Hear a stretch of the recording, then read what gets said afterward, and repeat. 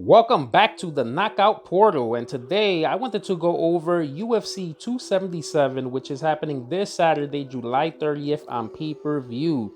And we have a pretty stacked card here for the pay-per-view. We're starting off here with the main event. The women's bantamweight title is on the line. This is the rematch between Julianna Peña and Amanda Nunes.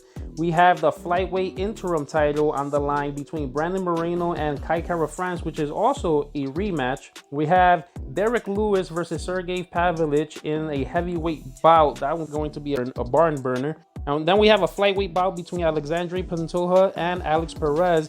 And the last one is the light heavyweight bout between Magomed Ankalaev versus Anthony Smith. So let's take a look at that Smith versus Ankalaev fight first. And as we can see here at the record, we have Ankalaev 17-1 versus Anthony Smith, which is 36-16. You know, Anthony Smith is pretty tough. He gets the job done a lot of the times, but usually when he's fighting one of those top tier guys, he usually does lose. Ankalaev is 17-1. He has that one loss. I believe it was to Paul Craig that he got caught in a submission. I don't know if Anthony Smith is able to submit Ankalaev. They do have Ankalaev as the favorite here, and I gotta say that I think I agree with them. Let's take a look at Anthony Smith's record here, and we see that he is on a 3-fight winning streak. You know, he beat Ryan Spann, Jimmy Crute, and Devin Clark, but I don't think that these guys are on the same level as Ankalaev. As you can see, he lost to Alexander Ratchik and he lost to Glover Teixeira. Before that, I believe he lost to John Jones. So like I said, when he fights the top tier guys, usually does not go well for him. Now let's take a look at Ankalaev's record. And as you can see, he's on a crazy win streak. He has a win over Thiago Santos, which pretty much almost beat John Jones with 2 bad knees in that fight. Then we have Volkan Ozdemir, which fought for the lightweight belt versus Daniel Cormier, even though he didn't win, but you know, he did fight for the belt, so that's pretty good. So he has some pretty nice stacked wins here. I think that they're right. I think that Ankalaev might win this bout, even though I think Anthony Smith does have a chance. He could get gritty, he could get dirty in there and turn this into a crazy like barn burner, but I think Ankalaev is technical enough to keep him off and probably beat him down by points and probably do some type of a decision win. Now let's take a look at the next matchup, which is going to be Alexandre Pantoja versus Alex Perez.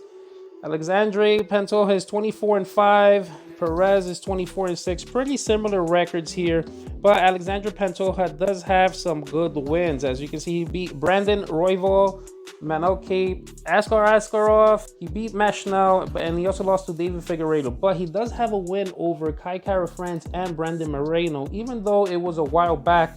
But, you know, those were legit wins. We take a look at Alex Perez's record here. He lost to Davison Figueiredo, which Pantoja also did. He did beat Jussier Formiga and Jordan Espinosa, but this was, you know, a while back. He lost to Joseph Benavidez.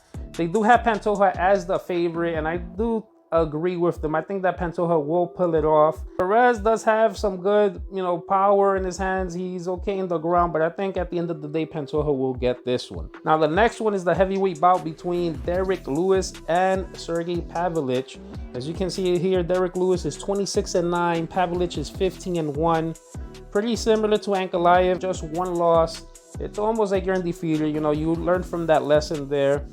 They both hit really hard. The only thing is that Derek Lewis is a little bit older. I feel like Pavlovich could get the job done, but don't be surprised if Derek Lewis does a Hail Mary shot and catches Sergey. But I think he is technical enough to possibly beat Derek Lewis. And Derek Lewis, if we see his record, he is coming off a knockout loss from Tai Tuivasa, so we got to see how his chin is going to be reacting to that. This is another guy that's similar to Anthony Smith. He beats most guys, but when it's the top tier guys, he usually loses to them. See that loss there with Cyril Gane. Now let's take a look at Pavlovich's record here. He's on a 3-fight win streak. They're all coming from knockouts or TKO. As you can see, he did lose to Alistair Overeem here.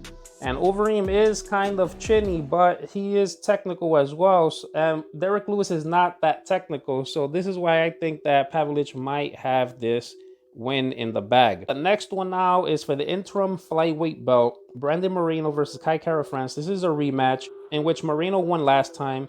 You see their records: 19-6 Moreno, 24-9 Kai Kara-France.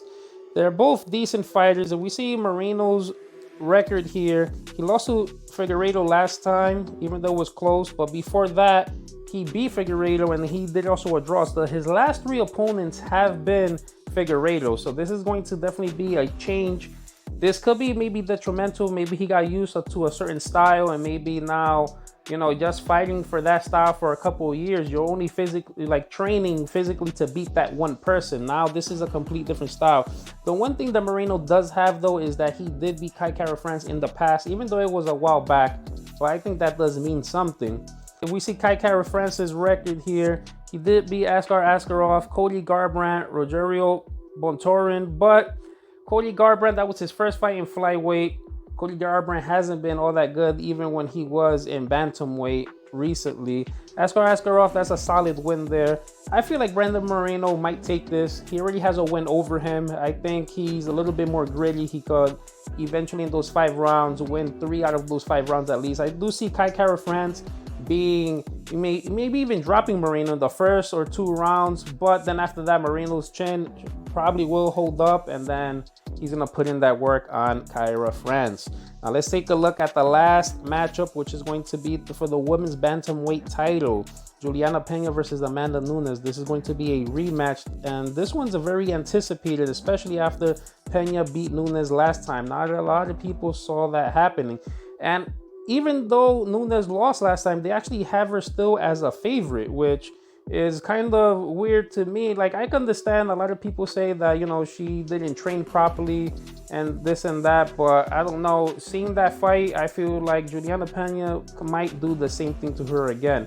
Record for Peña is 12-4. Amanda Nunes is 21-5. Let's take a look at Peña's history here, and she has the win over Amanda Nunes and Sarah McMahon. Before that, she lost to Jermaine Durandamy, but this was a while back. And as we can see here, pretty much a crazy record here for Amanda Nunes, just losing to Julianna Peña recently.